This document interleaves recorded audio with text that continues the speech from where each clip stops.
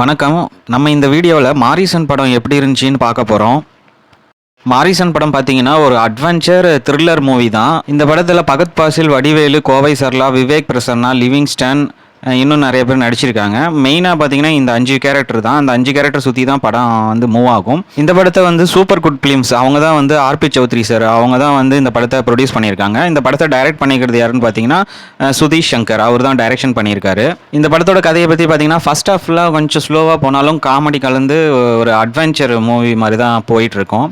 So இன்டர்வெல்லில் தான் ஒரு twist வந்து வரும். ஸோ அந்த ட்விஸ்ட்டு வந்து செகண்ட் ஹாஃபில் வந்து எப்படி இருக்குங்கிறது தான் ஃபுல் கதையே. இதில் ஃபகத் பாசில் வந்து பார்த்தீங்கன்னா ஒரு கைதி, அதாவது சின்ன சின்ன தப்புலாம் பண்ணிவிட்டு அப்பப்போ ஜெயிலுக்கு போயிட்டு வெளியே வர ஒரு கைதி. அப்போ அவர் வெளியே வரவர் வந்து ஒரு பெரிய தப்பாக பண்ணி கொஞ்சம் செட்டில் ஆகிடுன்னு சொல்லி யோசிக்கிறாரு.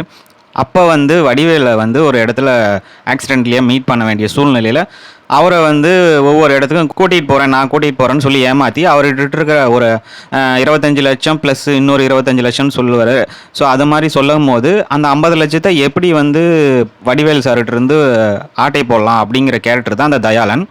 வடிவேல் சார் வந்து பார்த்தீங்கன்னா ஸோ அவர் வந்து ஒரு வயசான கேரக்டர் தான். ஸோ அவருக்கு ஒரு ஃப்ளாஷ்பேக் இருக்குது. அந்த ஃப்ளாஷ்பேக்கில் என்ன நடந்துச்சு, அவர் ஏன் இதெல்லாம் பண்ணுறாரு அப்படிங்கிறது தான் இந்த கதையோட கிளைமேக்ஸ். கோவை சர்லா மேடம் வந்து போலீஸ் கேரக்டரில் வராங்க. ஆனால் மெயினாக பார்த்தீங்கன்னா பகத் பாசில், வடிவேலு, அந்த விவேக் பிரசன்னா இவங்க 3 பேர்த்த சுற்றி தான் மெயின் இந்த கதையே த்ரில்லராக போயிட்டுருக்கோம். ஸ்க்ரீன் பிளே வைஸ் பார்த்தீங்கன்னா சூப்பராக பண்ணியிருக்காங்க. ஃபர்ஸ்ட் ஆஃப் வந்து கொஞ்சம் ஸ்லோவாக இருந்தாலும் நல்லா ஃபன் கலந்த ஒரு அட்வென்ச்சர் லுக்கை தருது. செகண்ட் ஹாஃப் வந்து பார்த்தீங்கன்னா ஒரு போலீஸ் க்ரைம் ஸ்டோரி வந்து இதுக்குள்ளே கொண்டு வராங்க. ஸோ உண்மையாகவே சூப்பராக இருக்குது இந்த படம்.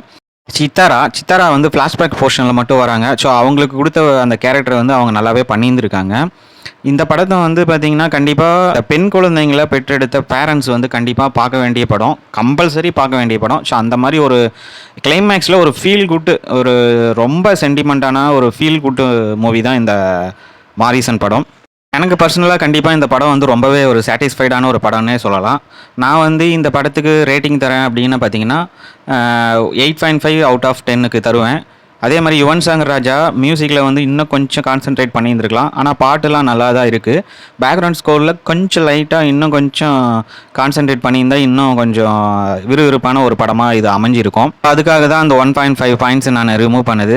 மற்றபடிக்கு பார்த்தீங்கன்னா 8.5 அவுட் ஆஃப் 10 இந்த படத்துக்கு நான் என்னோடய ரேட்டிங்காக தரேன். இந்த படத்தை நீங்கள் பார்த்துருந்தீங்கன்னா உங்களோட ஃபீல் வந்து எப்படி இருந்தது, இந்த படம் எப்படி இருந்தது நீங்கள் கமெண்ட் பாக்ஸில் சொல்லுங்கள். மீண்டும் ஒரு சிறப்பான திரைப்படத்தோட மூவி ரிவ்யூவில் சந்திப்போம்.